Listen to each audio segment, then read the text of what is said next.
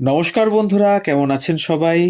গল্প যেখানে সত্যি চ্যানেলের আরও একটি নতুন গল্পে আবারও আপনাদের সকলকে স্বাগত জানাই। আজকে বলবো একটি অন্যরকম গল্প, সঙ্গীত শিল্পী জানকীর গল্প। হয়তো এই নামটা আপনারা অনেকে শোনেননি, তাই সেই রকম একটা গল্প নিয়ে, তথ্য সমৃদ্ধ গল্প নিয়ে আপনাদের সামনে আবার হাজির হলাম আমরা। সেকালের প্রবাদ প্রতিম গওহরজানের সঙ্গে ছিল তার বন্ধুত্ব। গওহর এলাহাবাদে গেলে জানকীর বাড়িতেই উঠতেন। তেমনি কলকাতায় এলে জানকীও চিৎপুর রোডে গওহর বিল্ডিংয়ে গওহরজানের অতিথি হয়েই থাকতেন। কলকাতার বিভিন্ন আসরে জানকী গান গাইলেও তার বেশিরভাগই কালের গর্ভে বিলীন হয়ে গেছে। তেমনি এক আসরে একবার জানকীর সঙ্গে ছিলেন লখনৌ ও বারাণসীর কয়েকজন বাইজি। তারা প্রথমে ধ্রুপদ খেয়াল গাইলেও শ্রোতারা ঠিক উপভোগ করছিলেন না। এমনটা দেখে জানকী শুরু করলেন লঘু চালের চৈতি কাজেরি। আসর জমে উঠলে তিনি শুরু করেন তার বিখ্যাত ঠুমরি দাদরাগুলি।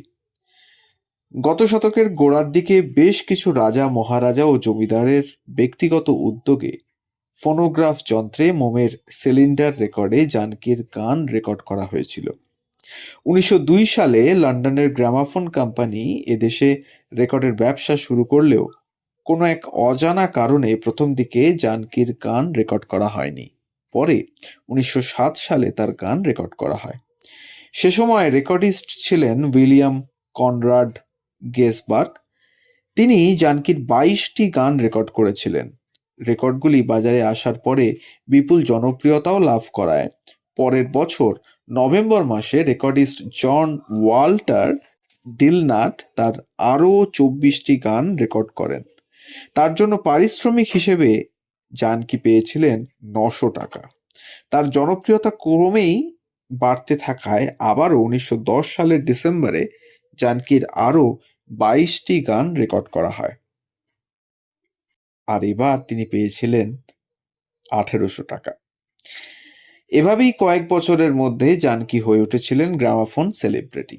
তিনি ছিলেন এক অপ্রতিদ্বন্দ্বী শিল্পী, যার সঙ্গে সেকালে কেবলমাত্র তুলনা করা হতো ইন্ডিয়ান নাইটিঙ্গেল গওহরজানের। ইতিমধ্যেই বাজারে আরও কয়েকটি রেকর্ড কোম্পানি এসে গিয়েছে। তাদের মধ্যে অন্যতম ফ্রান্সের প্যাথে কোম্পানি। সেখান থেকে জানকীর প্রায় 60 থেকে 70টি রেকর্ড প্রকাশিত হয়েছিল। সে সময় জনপ্রিয়তার শীর্ষে টিকে থাকার জন্য রেকর্ড কোম্পানিগুলি নির্দিষ্ট সময়সীমার জন্য চুক্তিবদ্ধভাবে জনপ্রিয় শিল্পীদের গান রেকর্ড করত। জানকীকে এমন প্রস্তাব দেওয়া হলে তিনি তা নাকচ করেন। পরে অবশ্য 1911 থেকে 1928 মধ্যে জানকী গ্রামাফোন কোম্পানির সঙ্গে অসংখ্য গান রেকর্ড করেছিলেন।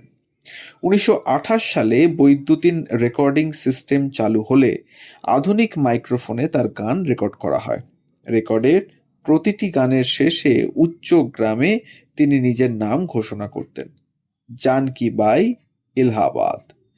তার নতুন রেকর্ড বেরোলে এলাহাবাদ, কলকাতা, বারাণসী কিংবা দিল্লির রেকর্ডের দোকানে ক্রেতাদের ভিড় লেগে থাকত।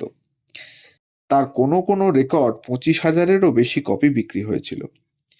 রেকর্ডে এবং গানের আসরে জানকী ঠুমরি, দাদরা, চৈতি, কাজরি, ভজন গাইতেন।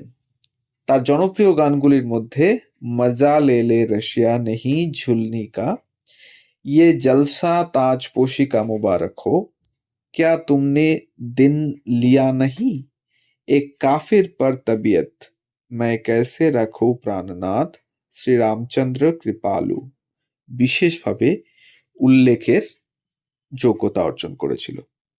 এছাড়া মল্লার, দরবারি কানাড়া, ভৈরবী, তিলক কমোদ, পিলু, সারঙ্গ, আশাবরীতে গাওয়া তার দাদরা ঠুমরির রেকর্ডগুলি দীর্ঘ সময় ধরে জনপ্রিয়তার শীর্ষে ছিল। নিজে কবিতাও লিখতেন জানকী। তার সেই সব কবিতার সংকলনটি প্রকাশিত হয়েছিল দিওয়ানে জানকী নামে। শোনা যায় জানকী সেকালের বিখ্যাত কবি আকবর ইলাহাবাদীর শিষ্য ছিলেন। দুজনের মধ্যে মাঝে মধ্যেই কবিতা এবং গান নিয়ে আলোচনাও হতো। সঙ্গীত জীবনের শীর্ষে থাকাকালীন একটি আসরে গান গাওয়ার জন্য তিনি 2000 টাকা পেতেন। পরবর্তীকালে তা ৫,০০০ টাকা পর্যন্ত উঠেছিল।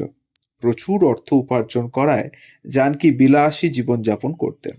বিভিন্ন জায়গায় স্থাবর অস্থাবর সম্পত্তিও কিনেছিলেন। তার মধ্যে রসুলাবদে মেহেন্দারিতে গঙ্গার তীরে একটা বড় বাড়ি ছিল তার। জানকী গ্রীষ্মের সময় এখানেই থাকতেন। বছরের অন্যান্য সময় থাকতেন এলাহাবাদের সবজি মান্ডির বিলাসবহুল বাড়িতে। সেখানে ছিল সুসজ্জিত নাচঘর, বৈঠকখানা, ঘোড়াশাল ইত্যাদি। নিজের সামাজিক অবস্থান সম্পর্কে তিনি সবসময় অবগত থাকতেন। নিজস্ব ঘোড়ার গাড়িতে যাতায়াত করতেন। জানকীর শখের সেই বাড়ি আজ আর আগের চেহারায় নেই। সেখানে বসবাস করেন কয়েক ঘর ভাড়াটে মাত্র। জানকীর জীবন ছিল নানা ঘাত প্রতিঘাতে ভরা। আর ৫টা মেয়ের মতোই সংসারী হতে চেয়েছিলেন তিনি। সঙ্গীত জীবনে তিনি যখন শীর্ষে, তখন এলাহাবাদের এক আইনজীবী শেখ আব্দুল হকের সঙ্গে তার পরিচয় হয়। সেই পরিচয় ক্রমেই ভালোবাসায় বদলালে জানকী এবং হক সাহেব বিবাহ বন্ধনে আবদ্ধও হন। তবে তাদের দাম্পত্য জীবন দীর্ঘস্থায়ী কিংবা খুব একটা সুখকর হয়নি। বিয়ের কয়েক বছরের মধ্যেই সম্পর্কের তিক্ততার কারণে বিচ্ছেদের সানাই তখন বেজে গিয়েছিল তাদের সম্পর্কের মধ্যে। সামাজিক কর্মকাণ্ডের সঙ্গে সারা জীবন যুক্ত ছিলেন জানকী।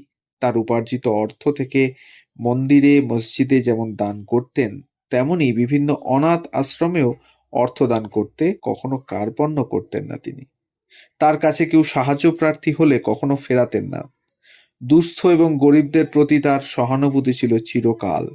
স্বামীর সঙ্গে বিচ্ছেদের পর তার সম্পত্তির রক্ষণাবেক্ষণের জন্য জানকী একটি ট্রাস্ট গঠন করেছিলেন রাজাপুরের হাসমাতুল্লাহ সাহেবের সহযোগিতায়। বর্তমানে সেই ট্রাস্টের নাম দ্য জানকী বাই ট্রাস্ট। ১৯২১ সালে এটি গঠন করা হয়।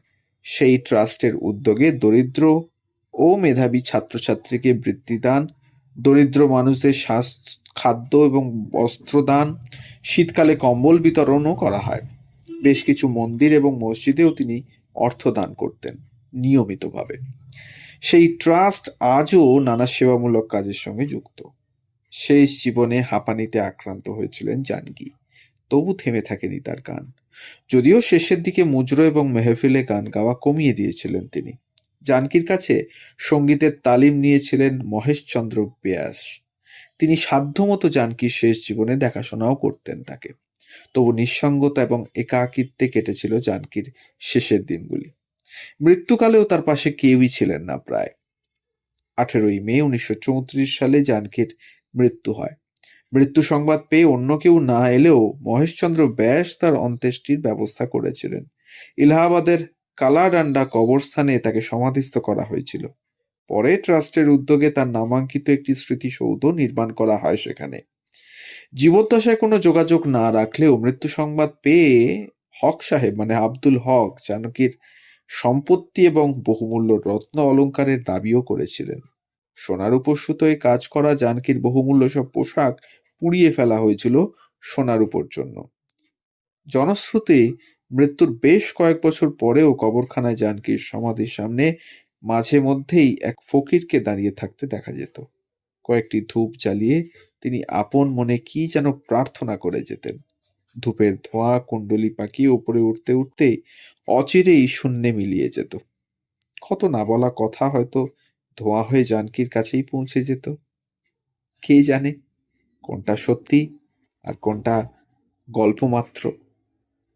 তো বন্ধুরা, জানকী নামক এই প্রখ্যাত সঙ্গীত শিল্পীর মর্যাদা হয়তো সেকালের মানুষ তাকে দেননি। হয়তো টাকা পয়সার দিক দিয়েই তিনি হয়তো খুব উচ্চবিত্ত একটা সংসারে পদার্পণ করেছিলেন, কিন্তু তা সত্ত্বেও কি তার জীবনে না পাওয়ার ব্যথা ছিল না?